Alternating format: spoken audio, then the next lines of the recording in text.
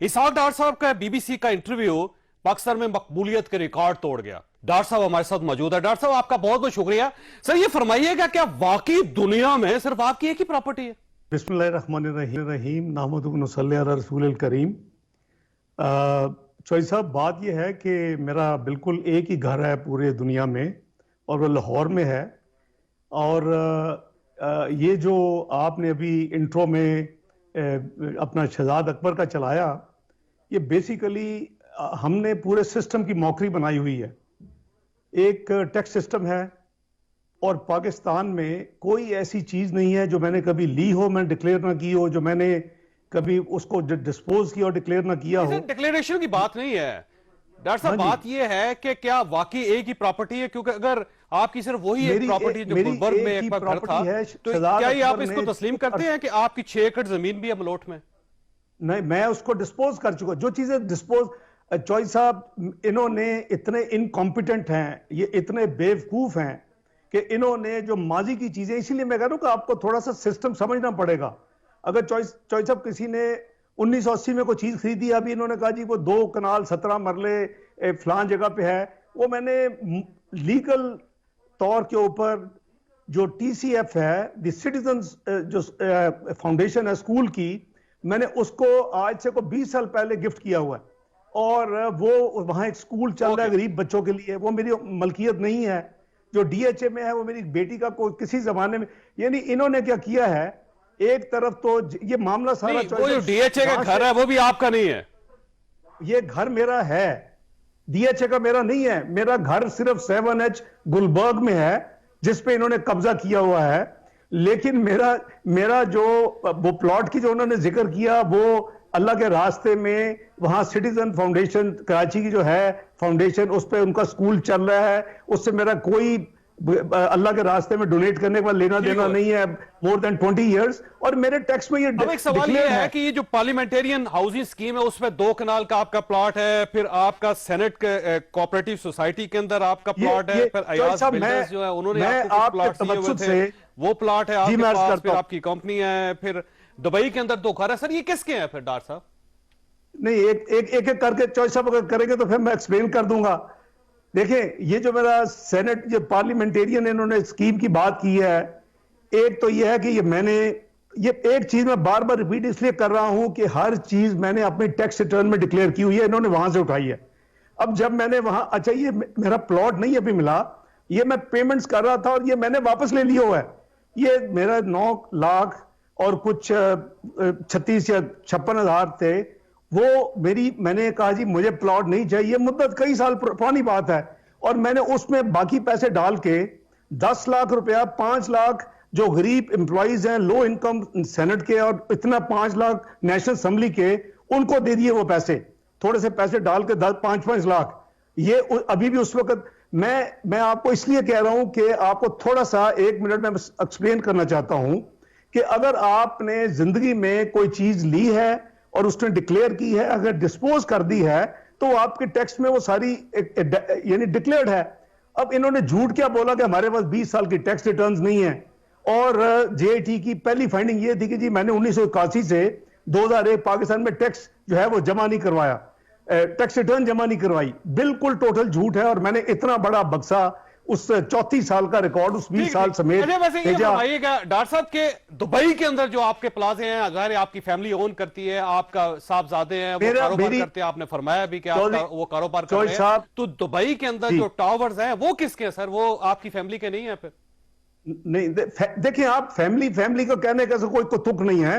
अगर आपके बच्चे चॉइस साहब अडल्ट हैं और वो इंडिपेंडेंट हैं और करीबन 17 से 20 साल उनके इंडिपेंडेंट हुए हो चुके हैं और वो कारोबार कर रहे हैं और दुनिया की बेहतरीन ऑडिट और लॉ फर्म उनके वो ऑडिटर्स हैं, तो इंडिपेंडेंट है, उसमें कौन सी ऐसी क़यामत है?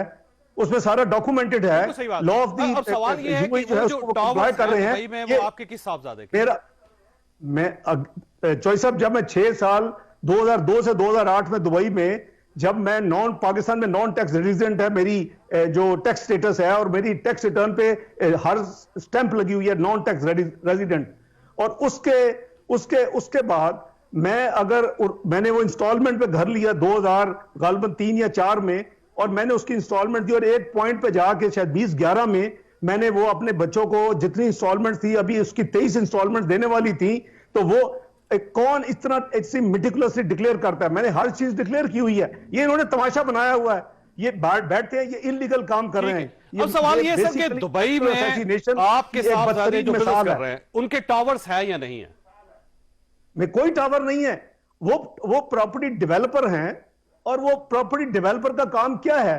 वो उसका है कि लोगों ने उसने एक प्रोजेक्ट कंसीव किया, प्रोजेक्ट में उसने एडवर्टाइज किया, लोगों ने उसकी वो इंस्टॉलमेंट्स दी, और कई सौ लोग उसके ओनर होते हैं, आप उसको डेवलपर के तौर पे बना के उसको डिलीवर कर देते हैं। ये कंटेनर से ये फजूली आज शुरू हुई, तो 2 टावर कोई हाउसिंग प्रोजेक्ट चला रहे हैं जाके, ये उनका अपना कोई टावर नहीं है, ये सारा झूठ बोलते हैं। नहीं, अगर आपका ख्याल ये है कि ये जो प्रॉपर्टीज जिसका जिक्र शहजाद अकबर साहब ने आज किया है, या दुबई के अंदर आप या आपके साहबजादे की कोई प्रॉपर्टी है, तो गवर्नमेंट ले ले, कन्फिस्केट कर ले, आपकी तरफ से इजाजत है उसकी? पे नहीं, एक सेकंड रुक जाए। यहां मुझे नहीं पता कि शहजाद अकबर ने, उसको तो मैं फजूल आदमी कहता हूं, वो तो पाकिस्तान का बदतरीन झूठा शख्स है।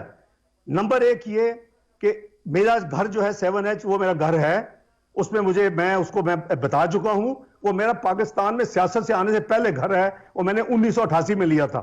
नंबर 2, जो मेरे बच्चों का घर है, मैं उसकी गुलबर्ग के घर की बात नहीं कर रहा डॉक्टर साहब, मैं ये कर रहा हूं कि ये जितनी प्रॉपर्टीज आज डिक्लेयर की है शहजाद अकबर साहब ने, वो या दुबई के अंदर आपकी कोई प्रॉपर्टी हो या अकाउंट हो, या फिर आपके साहबजादे अगर वो ओन कर रहे हो किसी प्रोजेक्ट को, तो गवर्नमेंट बेशक कन्फिस्केट कर ले उसको। Who the hell government is? अगर मेरे साहबजादे का कोई बिजनेस है और वो डॉक्यूमेंटेड है और वो लॉफुल है, वो इंडिपेंडेंट हैं, वो एडल्ट हैं, वो अपना कारोबार कर रहे हैं, तो ये कौन होते हैं जाके उसको कब्जा कर ले? जाए कब्जा करके दिखाएं ये कानून के मुताबिक वहां। ये इस तरह की चॉइस, सब ये स्वीपिंग स्टेटमेंट से काम नहीं चलेगा। दुबई में आपका कोई घर हो सर, दुबई में अगर आपका अपना घर हो तो गवर्नमेंट कन्फिस्केट कर सकती है, उसको ले सकती है फिर? हाँ, अगर मेरा घर हो तो कर सकती है, लेकिन मैंने बताया कि मैंने मैंने इंस्टॉलमेंट में वो घर खरीदा, और मैंने उसकी इंस्टॉलमेंट्स दी 5-6 साल। जब मैं पाकिस्तान में वापस टैक्स रेजिडेंट हो गया, मैंने वो इंस्टॉलमेंट जो बाकी 23 देने वाली थी, वो मैंने, और ये डिक्लेयर्ड है, चॉइस है, मैं बार बार डिक्लेयर कर रहा हूं, ये कोई नहीं है, कोई छुपी चीज है। और मैंने ये पाकिस्तान में आपकी प्रॉपर्टी जिसका जिक्र शहजाद अकबर साहब कर रहे हैं, आप ये समझते हैं अगर आप इसको ओन करते हैं या डिसओन करते हैं? और अगर आप ओन करते हैं तो गवर्नमेंट अगर इसको कन्फिस्केट कर ले तो आपको कोई बात कर रहे हैं जी?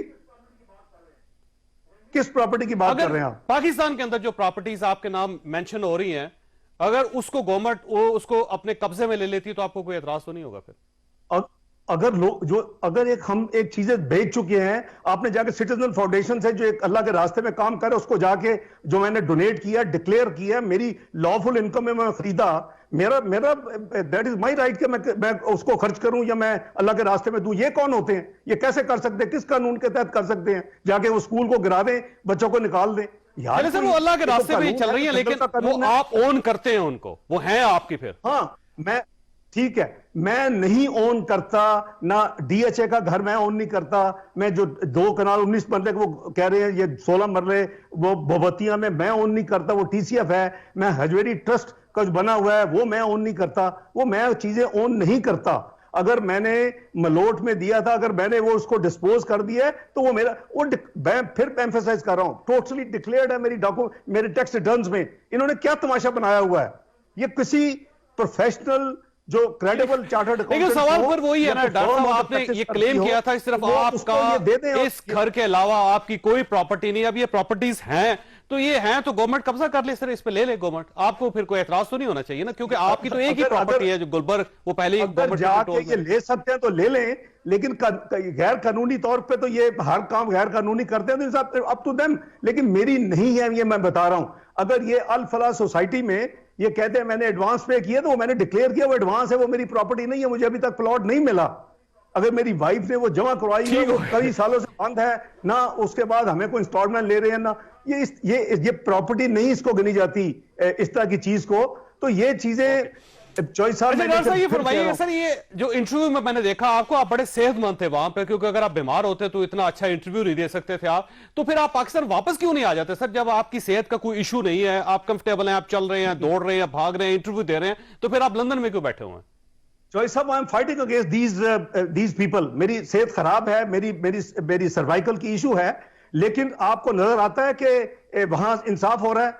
आपको नहीं पता कि असल बैकग्राउंड क्या है मेरी और ये सारे मसले की?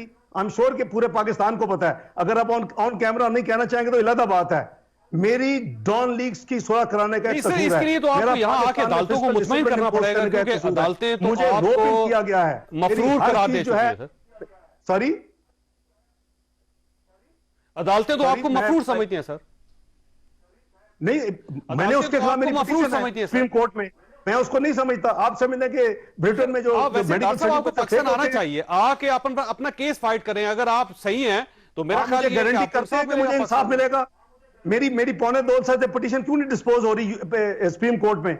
मुझे इलीगली डिक्लेयर किसी गारंटी का इंतजार कर रहे हैं, क्योंकि आपको गारंटी देगा तो फिर आप आएंगे। चॉइस साहब, आंखें बांधा दुनिया लिख रही है ह्यूमन राइट्स वायलेशंस क्या हो रही हैं। आपने पाकिस्तान में फाशिज्म इज एट पीक। कोई अपोजिशन जो लीडर्स हैं उनको एक दीवार के साथ लगाया जा रहा है, मीडिया को गैग किया जा रहा है। पता नहीं अब किस हिम्मत से मेरा ये इंटरव्यू ले रहे हैं। एक तरफ मेरे ऊपर बैन है, दूसरी तरफ आज कल से सारी दुनिया जो है। अच्छा, ये फरमाइए डॉक्टर साहब, नर्वसनेस। अच्छा डॉक्टर साहब, आपको अदालतों पे एतमाद नहीं है फिर? कर सके और एक 2 मिनट का क्लिप दिखा रहे हैं। अदालतों में भी एतमाद नहीं है फिर? सॉरी सर, आपको अदालतों में भी कोई एतमाद नहीं फिर? मैं आई वांट टू बी, मैं देखना चाहता हूं ना इंसाफ मुझे नजर आए। आपको नजर आ रहा है इंसाफ होता? मैं जब कह रहा हूं, आपने अदालत में पिटीशन की हुई है, लेकिन उसकी पैरवी करने के लिए आप खुद पाकिस्तान नहीं आ रहे, तो इसका मतलब ये हुआ कि आपको अदालतों में भी कोई एतमाद नहीं फिर? नहीं चॉइस साहब, अगर मैं ये कह रहा हूं time and again, I am sure कि वो भी सुन रहे हैं। अगर मैं कह रहा हूं कि सुप्रीम कोर्ट को धोखा दिया गया है, अगर मैं कह रहा हूं कि सुप्रीम कोर्ट के पास आके जो 2 अफलातून थे ब्रिगेडियर साहबान अपनी जेआईटी में, उन्होंने झूठ लिखा मेरी 20 साल। मेरा प्रॉब्लम शुरू होता है कि मेरे खिलाफ चार्ज है जेआईटी का, मैंने 20 साल टैक्स रिटर्न नहीं दी। That is the beginning. Sir देखिए, अदालतें इंसाफ कर रही हैं डॉक्टर साहब, अदालतों में लोगों को इंसाफ मिल रहा है। मरियम साहबा इस वक्त जलसे कर रही हैं अदालतों की वजह से। मियां शहबाज शरीफ साहब को पैरोल पे रिहाई मिली है और साद रफीक साहब घर पे बैठे हुए हैं आपके सामने। शायद खाकान अब्बासी साहब बाहर है, एसर इकबाल साहब बाहर है, ख्वाजा आसिफ साहब बाहर है। तो अदालतें इंसाफ कर रही हैं पाकिस्तान के अंदर।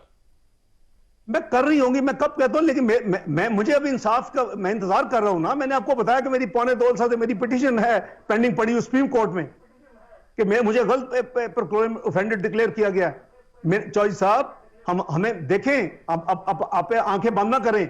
आज ये बड़ी दिलचस्प बात है कि आपकी पार्टी के मैक्सिमम लोगों को इंसाफ मिल रहा है पाकिस्तान में सिवाय आपके। तो आपको क्यों खदशा है कि सिर्फ आपके साथ इंसाफ नहीं होगा? किसको इंसाफ? जब आपकी पार्टी के मैक्सिमम लोगों को इंसाफ मिल रहा है तो आपको क्यों खदशा है कि आपके साथ इंसाफ नहीं होगा? मुझे भी बोलने देना। आपने ख्वाजा साद रफीक की जजमेंट को नहीं पढ़ा? क्या लिखा है सुप्रीम कोर्ट ने उसमें? क्या लिखा उन्होंने नैब के बारे में? आप मेरा कोर इशू समझने की कोशिश ही नहीं कोई कर रहा। भाई मेरे खिलाफ एक फ्रॉडुलेंट चार्ज लगाया। यही इशू है कि इन्हीं अदालतों ने इंसाफ दिया सर। मसला राना सनाउल्लाह साहब को गिरफ्तार किया गया, इन्हीं अदालतों ने इंसाफ दिया। राना सनाउल्लाह साहब जलसों से खिताब कर रहे हैं। यानी ये आप देते हैं पाकिस्तान में, आप ये देना चाहते हैं रिवॉर्ड कि आप पहले इसकी सर्विस करें, आप इसकी खिदमत करें। मैं अल्लाह को गवाह करके और मैं चैलेंज करता हूं, मैं इस हुकूमत का जो बॉस बैठा हुआ है ना इमरान खान, मैं उसको साबित कर सकता हूं एथिकली, मॉरली, फाइनेंशियली करप्ट है। लेकिन आप मुझे साबित करें कि मैं हूं।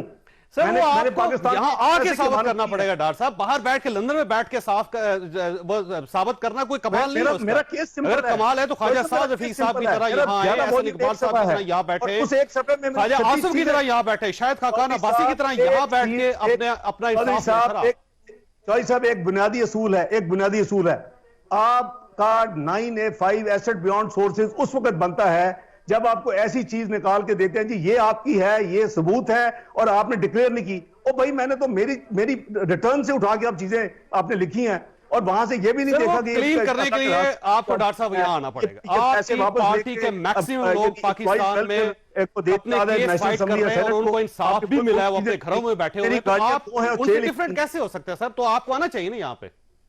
नहीं, मेरे अटॉर्नीज हैं ना जी, इनको मैंने कहा था प्लीडर मुकर्रर मैंने करना था कि आप केस चलाएं और मुझे नजर आता कि इंसाफ हो रहा है कि नहीं हो रहा।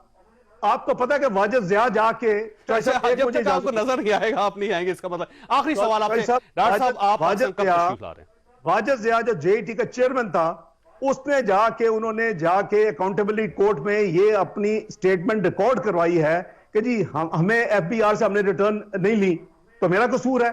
आप कैसे इतना बड़ा इल्जाम लगा सकते हैं पाकिस्तान पे, जो 3 दफा उस वक्त तक फाइनेंस मिनिस्टर रहा है, जिसने पाकिस्तान को 2 दफा दिवालियापन से बाहर निकाला है और पाकिस्तान को बुलंदियों पे लेके गया। आखिरी सवाल आपसे कि आप पाकिस्तान कब आएंगे? चंद लोगों का मेरे साथ मसला हो और वो भी मैं नेशनल इंटरेस्ट में करूं, तो आप मुझे एक निशाने इबरत बनाने की कोशिश करें। आपकी ह्यूमन राइट्स वायलेशन दुनिया में मशहूर है। इशू ये, मैं फिर आपसे ये सवाल कर रहा हूं, आखिरी सवाल आपसे, कि आप कब आएंगे पाकिस्तान? मैं आऊंगा जब मेरी जो मेडिकल ट्रीटमेंट जब होगी और जब मुझे डॉक्टर से इजाजत देंगे, लेकिन मीनवाइल ये अपना केस चलाएं। मैं प्लीडर मुकर्रर करने के लिए तैयार हूं और let the whole world see and Pakistan देखे कि यहां इंसाफ होता है नहीं होता। दिलचस्प बात यह है कि डॉक्टर्स आपको इंटरव्यू देने से नहीं रोकते, डॉक्टर आपको बात करने से नहीं रोकते, डॉक्टर आपको काम करने से नहीं रोकते, सियासी सरगर्मियों से नहीं रोकते, डॉक्टर पाकिस्तान जाने से रोक देते हैं आपको डॉक्टर साहब। सियासी सरगर्मियां, मुल्क को आग लगी हुई है, अवाम बेरोजगार हो चुकी है करोड़ों में, अवाम महंगाई जो आसमान पे है, लोग 2 वक्त की रोटी उनको मुयसर नहीं है, तो फिर क्या करें? अब बस बैठ के अपना सिर्फ अपनी हेल्थ का परवाह करें और ना अपने पाकिस्तान बहन भाई को परवाह करें? ये क्या तरीका है? YouTube पर गूगली न्यूज देखने के लिए youtube.com की सर्च बार में गूगली न्यूज टीवी टाइप करें। गूगली न्यूज के पेज पर सुर्ख रंग के सब्सक्रिप्शन वाले बटन पर क्लिक करना ना भूलिए। YouTube पेज पर अपलोड होने वाली वीडियो से बाखबर रहने के लिए बेल आइकन पर क्लिक कीजिए। आपको हर नई वीडियो के बारे में नोटिफिकेशन मौसूल हो जाएगा।